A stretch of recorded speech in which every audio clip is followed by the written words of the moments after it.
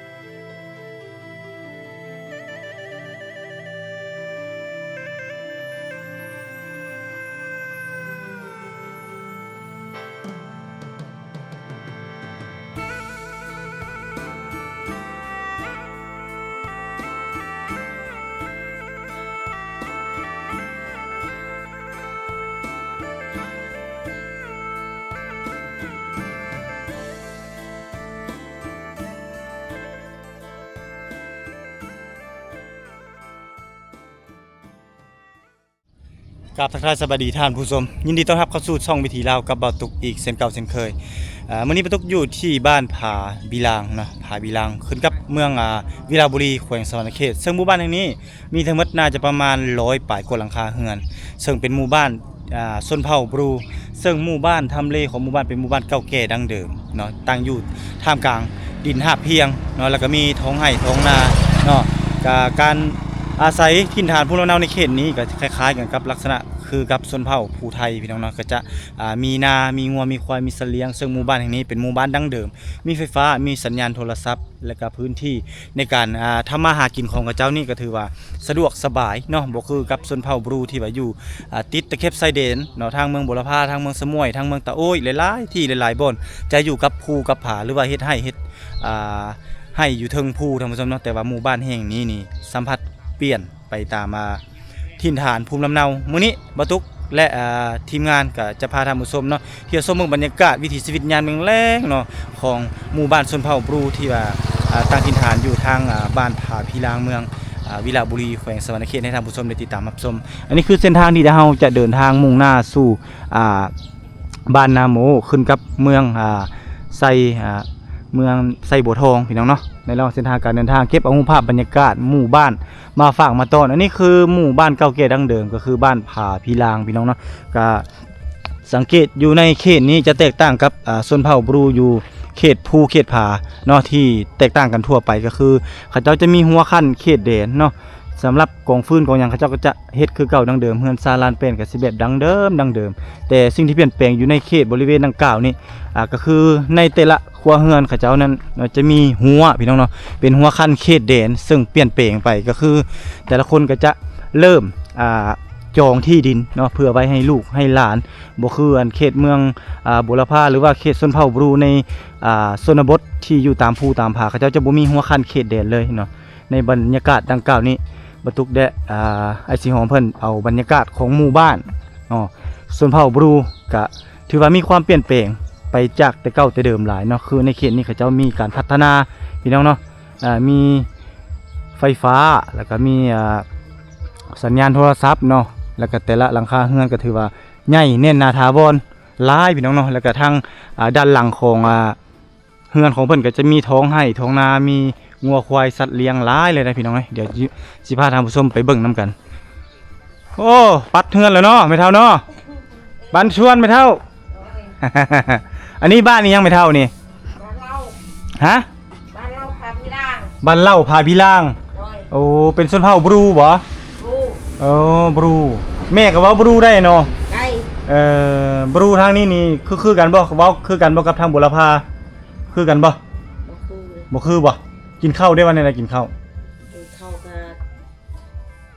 กินเอาวะกินเอาวะจ้าวะจ้าวะโอ้คันสั้นละเที่ยวนี้มันสิจ้าวะเนาะทางนั้นละจะโดยเนาะทางนี้จ้าวะ เออ เอาละ เจ้า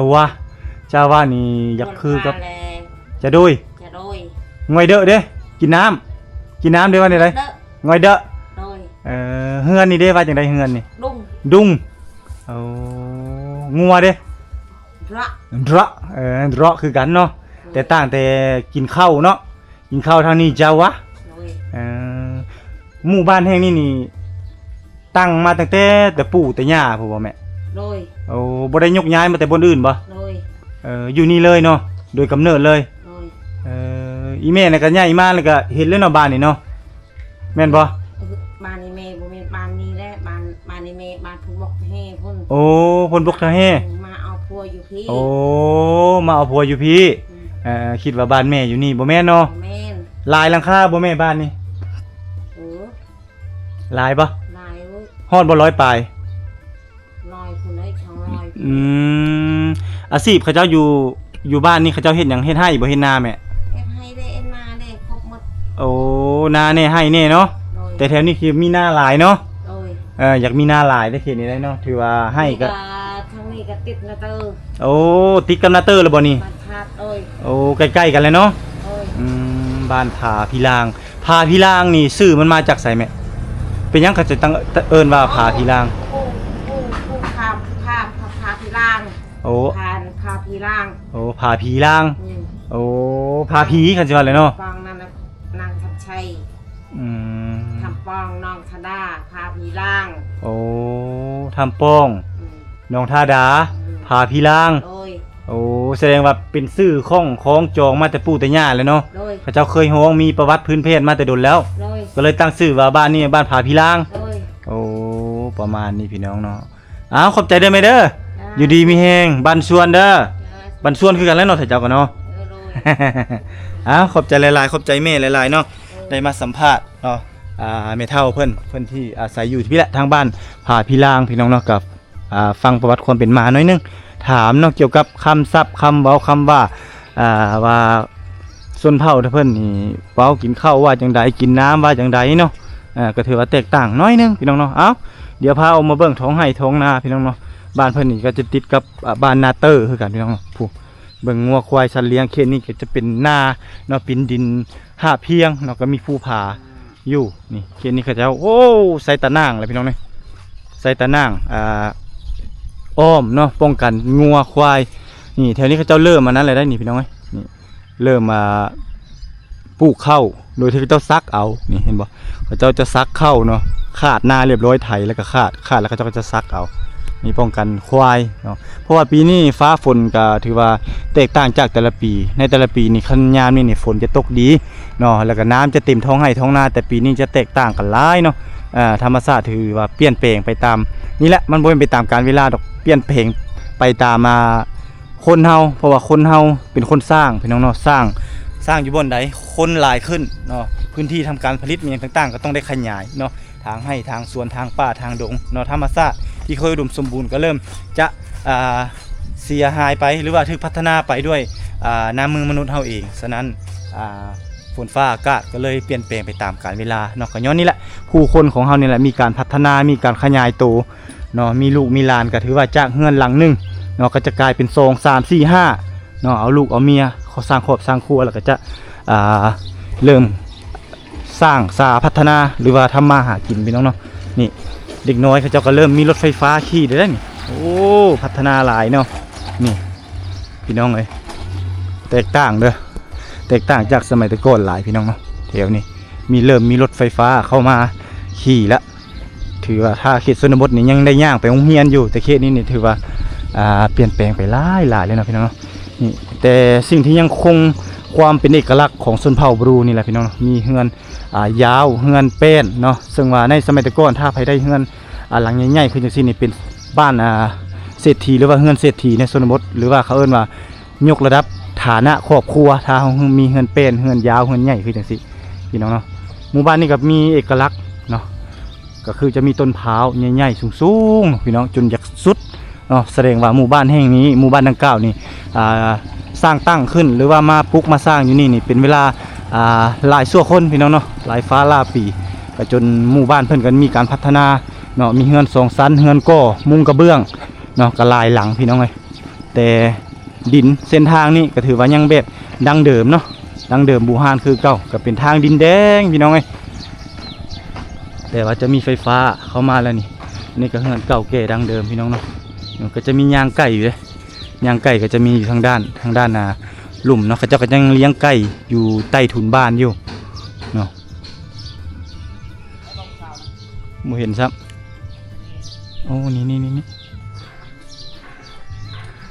โอ้นี่พี่น้องเขาเจ้ายังนี่เนาะเฮือนครัวจะอยู่นี่พี่น้องแล้วก็จะมีบ่อนล้างถ้วยล้างบ่วงแล้วก็ถ้วยบ่วงเขาเจ้ายังแบบดั้งเดิมไหมนี่คันไดก็ยังแบบดั้งเดิมอยู่พี่น้องเนาะมีฟืนสุกไว้อยู่ใต้ตารางเฮือนเนาะท่านี้เป็นขออนุญาตเด้อขออนุญาตถ่ายในเด้อนี่เด้อนี่พี่น้องนี่น้ำนี่ก็จะเป็นน้ำลักษณะคืออย่างซี่พี่น้องนี่ก็จะไปตักคือสิเป็นตักอยู่น้ำสร้างหรือว่าต้งน้ำฝนเนาะนี่หลังคาก็แบบยังมุงหญ้าอยู่พี่น้องฮะไผนี่โอ้สบายดีโอ้กำลังเฮ็ดอิหยังเนี่ยนึ่งข้าวบ่ แม่น โอ้ให้อ้ายสัมภาษณ์แน่ไปแล้ว ไปใช่ พี่น้องป้ากำลังดังไฟนึ่งข้าวปุ๊บปั๊บเลยพี่น้องป้าเตาไฟเลย เมื่อกี้ได้มีโอกาสขึ้นไปสัมภาษณ์น้องสาวเพิ่นอยู่เฮือนหลังนี้แต่ว่าเพิ่นปุ๊บปะพี่น้องเนาะเพิ่นอายเนาะเคยสิเป็นอายกล้องคือสิบ่เคยมีไผมาถ่ายเพิ่นก็เลยขี้อายเนื่องนี่พี่น้องมาที่นี่จะเป็นห้านค้าชุมชนเป็นห้านใหญ่เลยได้นี่น้องสายเฮานั่งท่าอยู่นี่เนาะวัดโพสีแก้วโอ้บ้านผาพิลางเนาะพี่น้องเนาะขึ้นกับเมืองวิระบุรีแต่หมู่บ้านนี้นี่มีวัดเด้อพี่น้องเอ้ยมีวัดเนาะชื่อว่าวัดโพสีแก้วบ้านผาพิลางเมืองวิระบุรีเข้าไปนี่300 เมตรพี่น้องเป็น3แยกทางนี้จะไปบ้านนาเตอร์เนาะออกไปใส่วัดไปใส่บ้านธาตุนางลาวแล้วก็ออกไปใส่บัวทองขึ้นกับแขวงคำม่วนก็ได้เนาะพี่น้องเนาะแต่เส้นทางตัวนี้จะเป็นเส้นทางเข้าไปหาเมืองวิระบุรีและแยกไปนี่จะเป็นเข้าไปทางเข้าไปหาวัดแล้วก็หมู่บ้านของเพื่อนอีกเนาะแต่ว่าจะแม่นหมู่บ้านที่มีแต่เฮือนหลังใหญ่หรือว่าเฮือนที่เขาจะขยายออกไปหมู่บ้านชุมชนดั้งเดิมจะเป็นเขตนี้แหละเขตนี้จะเป็นหมู่บ้านชุมชนดั้งเดิมบรรทุกไกลไปไกลมากกับบ่เคยน้องกับป้าได้ป่ะโอ้แสดงว่าเขาจะมาแต่น้องกับป้านี่มาเส้นนี้แต่นี่ไปหาน้องกับป้าไกลป่ะ บ่ไกลไปเลยเนาะห้ามพูดด้วยนี้ไป ห้ามพูดนี่ไปแล้วฮอดเนาะ เขตเมืองบุรพา อ้าวฮอดเขตเมืองบุรพาเลยเขตนี้เนาะบรรยากาศคอยค่ำลงแรงพี่น้องเนาะหลังจากที่เข้าไปซื้อน้ำเนาะอยู่3แยกเนาะบ้านผาพิลางบรรทุกก็ได้พาทางผู้ชมนี่แหละเลาะเที่ยวชมบรรยากาศยามแรงๆของหมู่บ้านเพิ่นนี่ก็เป็นบ้านดังเดิมบูฮานพี่น้องเลยนี่เฮือนเก่าเฮือนแก่เฮือนดังเดิมได้เฮือนหลังใหม่แล้วครับเจ้าก็เริ่มอันนั้นแหละได้พี่น้องเลยเริ่มสิม้างเลยเฮือนหลังเก่านี่ก็จะบ่มีให้เห็นแล้วพี่น้องอันนี้เป็นเฮือนแบบบูฮานดังเดิมแท้ๆเนาะแถวนี้นี่เล้าเข้ากับเจ้านี่เล้าใหญ่พี่น้องเลยเนาะถือว่าเป็นอ่างเข้าอ่างป่าแท้ๆเพราะว่าเขตนี้ก็ถือว่ามีหน้าเนาะเฮ็ดนานี่บรรยากาศหมู่บ้านเพิ่นมีเสียงตู่ตึ้มๆเลยบ้านผาพิลางพี่น้องเนาะเป็นบ้านชนเผ่าบรู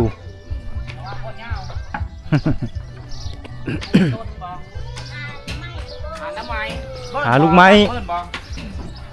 เบิ้นอะบัง อาหารไม่บ่ง โอ้ เอาบังกระซอก เอียงอันนี้ฮะพักอีเลิศบ่โมเมนอันนี้ใบ อันนี้นะใบก้อย ใบก้อย เขาเจ้าต้มเสื้อหน่อไม้แล้วมันจืดไว้ได้ แนวนั้น โอ้ ค่อยก็บ่เคยฮู้เด้นี่ได้สิเอาสูตรไปเบิ่งได้ไหมเด้อ เบิ่ง อันนี้คือเอาใบก้อย เจ้าเมืองเมืองนองแล้วต้มหน่อไม้ให้มันจืดไว้แล้วเอาใบก้อยนี่มาซื้อ มันฮอดบ่มีใบก้อยฉะนั้นทางบ้านเฮามีบ่ นี่ มีดอก โอ้อันนี้ละต้มเนาะต้มให้มันอ่อนหน่อไม้อ่อน เพิ่นไม่จืดไว้ เต็มก็ย่างเลยของเจ้าเนาะได้หลายเนาะ อันนี้ ลาย อันนี้ภาษาแต่เจ้าเอิ้นอีหยังอันนี้ เปรี้ยง เปรี้ยง เปรี้ยง เปรี้ยง เปรี้ยง เปรี้ยงเลยใบอันนี้เนาะ นี่มีแต่ปลาเลยอันนี้เนาะอาวุธเจ้าเนาะ เชมะลูก นั่นแหละแต่ว่าอาวุธเจ้านี่มีแต่ปลาเลย อันนี้เด้ อันนี้ ปลัว มลา ปลัว ว้าว ปลัว รัวโอ้ ภาษาตีเขาเอิ้นปลัว อันนี้เด้ ปลัว แล้วย่างอันไหน อายังโอ้หน่อไม้เด้อซะ อะบัง อะบังเนาะ บางอะซอก อะ ไท บัง ยบง มัง อะบังอะช็อก อันนี้นะนัว อะนัว นัว คันทางเหนือแล้วแม่นอันนั้นนี่คือพี่ นั จั ว งว่า เตี้ย ทางเหนือนะ หาหน้ำไม้ พันก้อยจังว่าเสียมนี่ เสียม เสียมละเป็ดได้เขา นะมาจะหาหน้ำไม้ หาหน่อไม้ได้หลายมันไปเท่าเนาะ เฮ็ดแรกนะเนาะโอ้ยส เนี่ยยานางอันนี้ โอ้นี่อย่านาง ยานาง ตัวเดิมมีเฮาจับเบิ่งเด้อ จับแล้วแหละ ครับ ไม้ไผ่อันนี้ อันนี้หน่อไม้ไผ่เนาะ นี่แหละกันเนี่ยไม้บง กินอย่านางใส่อย่านางคือกัน ซื้อได้กับปูแดงแกงเชื่อกับปูแดง อันนี้ อันนี้ ยา ต้ นาม งเนี่ยเว้นชื่อเอาชื่อขอคอก็เฮ้อ ไอ้เมสิหามาต้ม อันนี้สิต้มจำเจ้วบ่แม่นสิแกงเนาะ ตำแจจำเจล แจ่วก็สูบคักขนาดเลย ไม่ได้กี่ชุบแล้ว ไม่ได้เนาะ มะนาวก้อย มะนาวเจียมมะนาวเนาะ ก้อยแจวเลยจำแกงก็กินเลยแล้วก็ย่ามีมักทั้งเยอะทั้งมูลเฮ้ยกินแต่น้อง มันเผาบรูแถวนี้ว้าวผู้ไทยได้เรียบร้อยเนาะคักแน่เนาะ คนไทยจะจ้อยเลยเนาะ คือกันกับผู้ไทยเลยเนาะเมเนาะ มีคือแล้วมันก็เทวได้แล้วเบา มี เที่ยวไปเลย มีผู้หนึงอันน้องไผอันสาวอลิศแต่คนบ้านผาพิลางแต่บ่ฮู้ชื่ออีซั่น ควายไม่ได้อยู่นี่ควายอยู่บุกมึง เจ้าไม่เกลียดไปลูกเคยเล่นดี เจ้าไม่ ประมาณ เจ้าก็อัดไปล่ะอีนางเต้ แม่นบ่ ลานไป ร้านเจ้าบ่ ไปเอาอัน เอาบันไม่ มันไหม้ให้ได้โอ้นี่ มันน้อยมาเงือก ลานลูกชาย ลูกชายกกเจ้า เอาผัวอยู่พุ่น ถือผ้าเลยได้8เดือนแล้วเด้ นั่น พอไปถ่าย ได้เลยไหน ได้แล้วบ่ ผู้ชายลูกมันนะ ผู้ชายอันดี ลูกข้ามบ้านนี่มัน อันไทยเบิ้งพี่มาเอาผัวอยู่นี่มีบ่ บางทีเอานอกฮะนั่นอย่าบังเบียร์ฮะหาเห็นนะ มาแต่บ้านคอยพุ่นแหละบ้านอนุสัญญา พี่ก็ได้ว่า เอาปีแล้วนี่ เมียกูเบียร์หัน มีครูเบียร์เขาแต่งปีแล้วนี่เด้ โอ้ได้เลยเนาะ มาอยู่บ้าน ผู้ชายเนาะ เอา วิถีชีวิตยามแรงไปกับลูกไผ่แล้วห่างลงไม้เนาะ ลูกลานไผ่ ลานไผ่ ตัวนี้ลูกไผ่ โอ้พอดีลูก น้อง ไผ่ ลูกมันนี่แหละลานไผ่ โอ้ตัวนี้เนาะลูกไผ่เนาะ เจ้าก็ยังแข็งแห้งเนาะไปหาลูกไม้ได้สบายเจ้าก็เนาะ ไปได้อยู่ลูกเอ้ย ไปน้ำลูกน้ำหลานในนี้ได้ผู้เฒ่าแถวนี้เนี่ยอยู่ร้านนี่เป็นเดี๋ยวไปหมู่หาบักยังมีคักคือเฮาหาเนาะ นี่แหละพี่น้องบรรยากาศยามแรงเนาะเก็บเอามาฝากมาต้อนสัมภาษณ์ชาวบ้านในชนบทโอ้ทางนี้สารกระตากระยังนี่พี่น้องเป็นสารขายด้วยนี่เนาะสารไว้ขายโอ้ยังสืบสารเรื่องราวเนาะของเก่าแก่บูฮานไว้อยู่พี่น้องเนาะกระสารกระตากระยังไว้ขายแต่ก่อนแล้วเขาเจ้าสารไว้เพื่อจะเอาไปหาหน่อไม้เนาะหรือว่าเอาไปหูดเข้าแม่นบ่ ความไปถามนี่แหละวะ แม่นไหมบ่อันนี้เงินแม่บ่โอ้กระยังเจ้านั้นบ่เท่าสารขายบ่สารขายเนาะอันนั้นบ่ พระเอก โอ้ นั่นแหละขวาดเท่า อันนั้นได้เนี่ยพระเอกได้นี่เนาะ ตัดฟืนท่าเมียเนาะพอเนาะ โอ้นี่ เด้บ่เฮ็ดบ่ได้กินเนี่ย ดุมันให้ได้พุ่น บ่ได้ดุ พี่น้องเลย นี่ไปหาหน่อไม้โผล่ในตัดฟืนท่า อันนี้แหละเขาว่าเท่าบ้านเพิ่นบ่คือเท่าบ้าน ป ตู่ ฏิบัติก็เฮ็ดแล้วขับรถพุ่นขึ้นชิงโคงลงผู้ว่า เจ้าบ่ ช่วงข้ามมันเว้ยยืนยิงปฏิการยิงเท่าไหร่ เจ้าเป็นโชเฟอร์รถ อยู่แขวงแต่พอมันโลลูกชิเมื่อยแต่สมัยแต่ก่อนเนาะ ชิเมื่อยแต่ก่อนลูก ขับ ชิ ร เด็ ถฮอดเสียขวางผู้ ไปรับรถอยู่ละนัง โอ้ ชิบช่องคันน่ะลงทีนึงอยู่บักข้างบักน้อย เจ้าเป็นนักรบเก่าเลย ๆ เจ้า โอ้ เนาะ ไปเฮาออกจิปฏิการลายยิงรถประหกตาอยู่เจรมองนี่คันนึง ที่เรามองดงเห็นผู้ ดูเห็น ลงเห็นแล้วเจรมองนะ เจรมองไปเกกอกไปเกกอกมันลัดอยู่ว่าเกกอกกันไปชงเครื่องอยู่พุ่น โอ้ เกือบตายได้เฮาเลยโยนยิงกับพวกนั้นทุกข้ามโยนยิงรถนี่โอ้ยมันเห็นกี่พุ่น โอ้นี่ ลึก พี่น้อง เนาะ สมัยสงครามนี่ถือว่าพระเฒ่าผ่านมาหมดเลยเนาะซึกอเมริกาบ่พระเฒ่าซึกแต่ซึกอเมริกาหั่นบ่ อเมริกานั่นแหละโยนยิงกันเลยเท่าไหร่มา โอ้ ไอ้พุ่นยิงตอนนี้นี่นี่เฮานี่ แต่พ่อจะเห็นกระปางระเบิดหลายเนาะ ลายเนาะบ้านนี้เนาะ ได้นี่แหละนี่แหละถ่ายหูเป็นโกโก้โกยคืนนี้จะฮอดเฉลิมแบบ โอ้ยังแข็งแห้งอยู่ ยังแข็งๆอยู่ ผมไปกินเบียร์บำนาญนะฮะออกเลย โอ้ เมื่อไร ก่อนเนาะเอาก่อน ก่อนเนาะ บ่คิดไว้มัน เฮ็ดโลนี่บ่เคยลูกหลานนี่ลูกหลานเอ็ดต่อเด้ โดยเฮาเท่าระยะได้ดีนะ แม่นแหละแม่นแหละ เฮ็ดต่อ เอาให้บ่เฒ่าอยู่มั่นอยู่ยืนเด้ออยู่ดีมีแฮงเด้อ สาธุ โดย นักรบเก่าเลย โดยโอ้สมเชยนี่ เฮ็ดแอวแล้ว วันนี้นี่ไปทั่วหมดเลยได้ เออ แม่นแหละ ดอกเพิ่ง โอ้มีห้องสีเพราะนั่นนี่เนาะมีห้องปั่นข้าวอันนี้ลูกหลานบ่นี่ หลานลูกชาย โอ้เจ้าแล้วนี่เนาะ เจ้า โอ้นี่ได้มาปุ๊บแล้วก็ เจ้า เจ้าเนาะ ได้อาหารการอยู่การกินมาแล้วก็เพิ่นอันนั้นได้บัดนี้ได้ ต้มและบัดนี้ลูกเอ้ย ต้มแล้วบัดนี้เนาะเอา โอ้ มา จั แล้วก็ ดการ ต้ ต้ม ม เนาะต้มเสื้อนี้เนาะเสื้อนี้เนาะ เจอนี้แหละ อืม ใบก้อยเหรอ โอ้ได้สูตรเด้อบัดนี้เด้อสิลองเอาไปเฮ็ดลองเบิ่ง หน่อไม้ไหลก็จืดไว้ได้ โอ้ น้ำเดียวพ่อกินเลย เออ น้ำเดียว นี่ได้สูตรแล้วพี่น้องเอากอยใบกอยนี่มาต้มใส่ ใบก้อยตำโอ้หายไปหน้ามาเสื้อต้ม โอ้ จืดไว้ แนวนั้นเนาะ อันนี้เป็นไปใช้กับของต้นใหญ่เลย ใช่ชิดีไป แต่งซีดีเลย เห็นแล้วแหละ ยิงตึงซีดีเลย ยิงแต่งซีดีเลยแหละ คืนนี่ก็ไปเบิ่งเด้เบิ่งเฮิน เดี๋ยวเบิ่งอยู่สิเลย บ่ เฮินลูกสาว เบิ่งอยู่ลูกสาวผู้ เห็นบ่ เห็นน่ะจุก็ไปอันนี้ไง บ่เห็นอยู่ สองคนนี้แล้ว เขาถามไหม บ่เห็นเขาไปบ้านใด เขาพัดข้าวเขาพัดข้าวแล้วก็ว่าวนำข้าวอัน มันตอบกันมันมีแจ้งน่ะคนไทยเนอร์ฮะ เออ เจ้าก็เลยถามชื่อเจ้า2คนบ่เห็นเดียวคอยเห็นนะ เห็นผู้เดียวบ่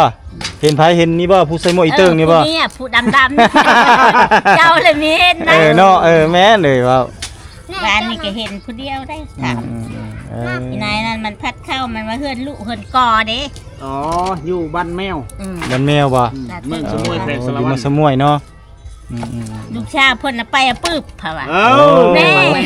แต่ว่ายังไม่ได้เจอลูกชาวเพิ่นเพิ่นว่าจะว่าว่าไปเทื่อหน้าเจอแล้วลูกชาวเพิ่น2คนตัวน้อยตัวใหญ่ว่า เอ จะว่า อ ว่าโอ้น่ะเจ้าน่ะนั่น แม่นเฮานี่ รักท่อง เฮา เที่ยว ไป เขา เที่ยว แหละ เมือง ว่า สมุย ไปเบิ่ง ไปท่องเที่ยว คอยเบิ่งคอยไม่ได้ลูกเอ้ยไม่ได้ ลูก เงิน ปะโก้แถวกี่ อืม เป็นเท่าปะโก้ อ่ะจับโอ้อูเองนี่ยังแบบเก่าเก๋ดั้งเดิมอยู่เนาะ อีพ่อเฮ็ดเองนะคุยเนาะ เฮ็ดเอง บ่ครูนี่ อันนี้ได้บางจ้องแต่สมัยสงครามบ่นี่ แต่สงครามพวก โอ้ยังรักษาไว้อยู่เนาะยังมีอยู่เนาะ ฉันมันแก่ลูกตายแล้วแล้วก็เอาไล่อะ ขายหมดแล้วบ่นี่ มันคายมันเตะมันหักในนี้แล้วเขาคายนั้นในลุงนั้นในเอ็ดไอ้ตะเท่านั้น อีลุงนั่นเอ็ดเนาะ ตาเท่านั่นเนาะ อีตาเท่าในเฮ็ดเนาะ ตาเท่า ตาเท่านี่เป็นเนาะตาเท่านี่เก่งเอ้ยโอ้เฮ็ดคู่ก็เป็นนี่ ได้ลูกเพอ หนูพ่อ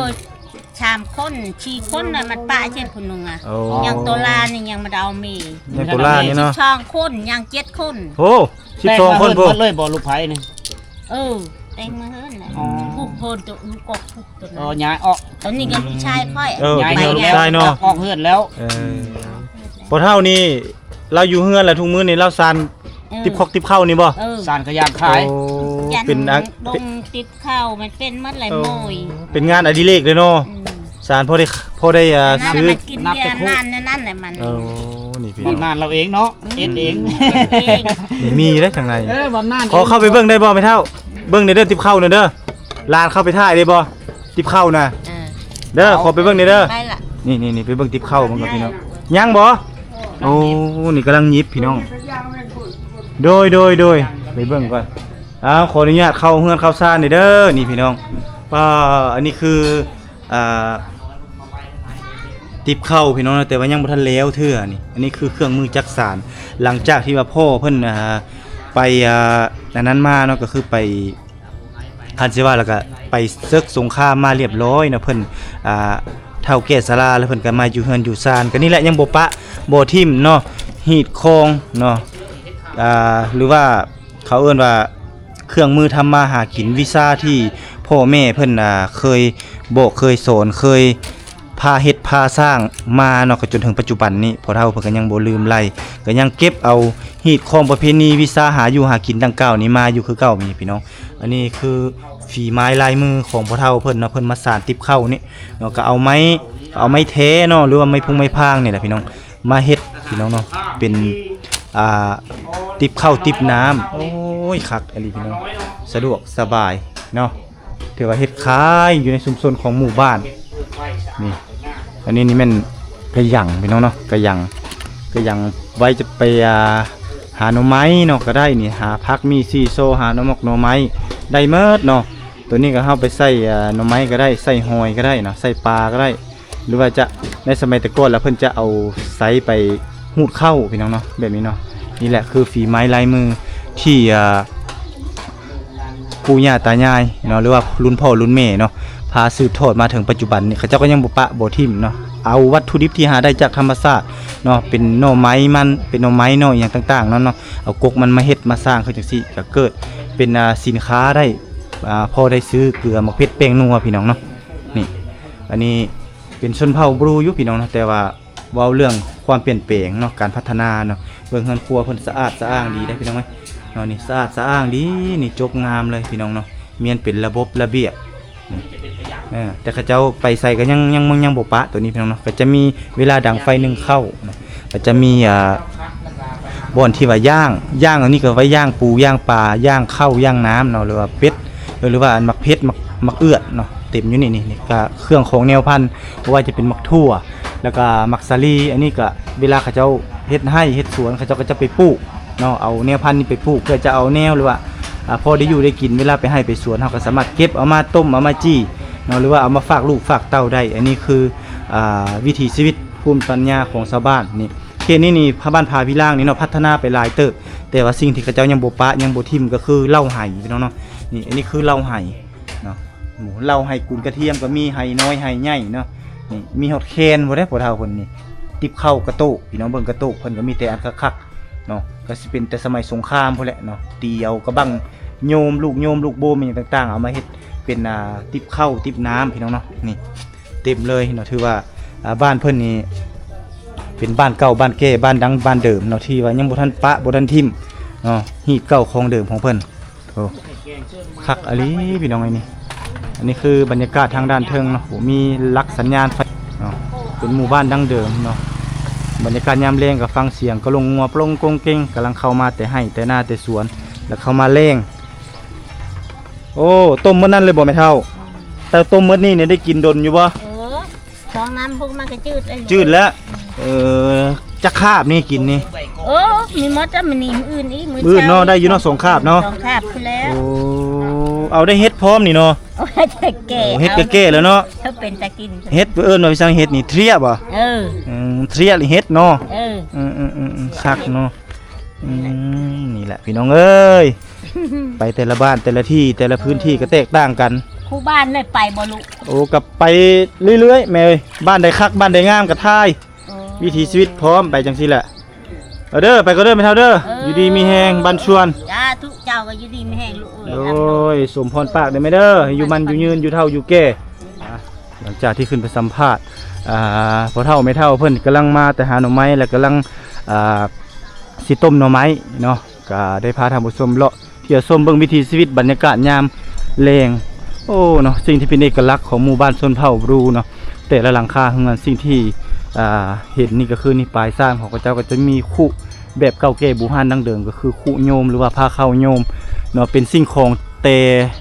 สมัยสงครามสิ่งเศษเหลือจากสงครามแล้วก็เอามาเฮ็ดรีไซเคิลเป็นเป็นแอ่งเนาะเป็นผ้าเข้าผ้าน้ำเนาะรวมถึงนี้แหละเป็นบ่อนคู่ตักน้ำเนาะซึ่งเป็นเอกลักษณ์หรือว่าเป็นสิ่งของเก่าแก่ดั้งเดิมพี่น้องที่ยังรักษาไว้อยู่บางคนก็จะเอาไปขายเอาไปขายให้เวียดให้หยังแล้วก็จะบ่มีให้เห็นเลยได้เนาะรุ่นลูกรุ่นหลานก็จะบ่ฮู้ว่ามันเกิดมาจากหยังนี่คือหมู่บ้านในชนบทพี่น้องเนาะบ้านผาพิลางนี่เขาเจ้าไปให้เฮ็ดสวนเขาเจ้าก็จะเอาฟืนหาลัวมาไว้เพื่อจะไว้ดังไฟนึ่งข้าวหรือว่าแต่งอยู่ครัวกินนี่ในสมัยแต่ก่อนนี่เขาเจ้าจะใช้มือนี่แหละเนาะจับผ้าบั่นฟืนแต่สมัยปัจจุบันนี้พัฒนาหลายแล้วเนาะเขาจะขายจักรน้อยจักรสตีนจักรไฟฟ้าจักรอย่างต่างๆก็จะมาเลื่อยตัดเป็นท่อนเนาะให้มันสม่ำเสมอจังซี่โทษแต่เฮาหาเงินมาแล้วก็ซื้อน้ำมันเนาะมาตัดขึ้นจังซี่แล้วก็ประหยัดเวลาแล้วก็ประหยัดเหงื่อประหยัดแรงได้เนาะนี่ใกล้ๆก็มีสวนพักมี ไม้พี่น้องเนาะมีไม้ฟืนนี่แหละคือวิถีชีวิตยามแรงพาท่านผู้ชมเที่ยวชมเบิ่งบรรยากาศ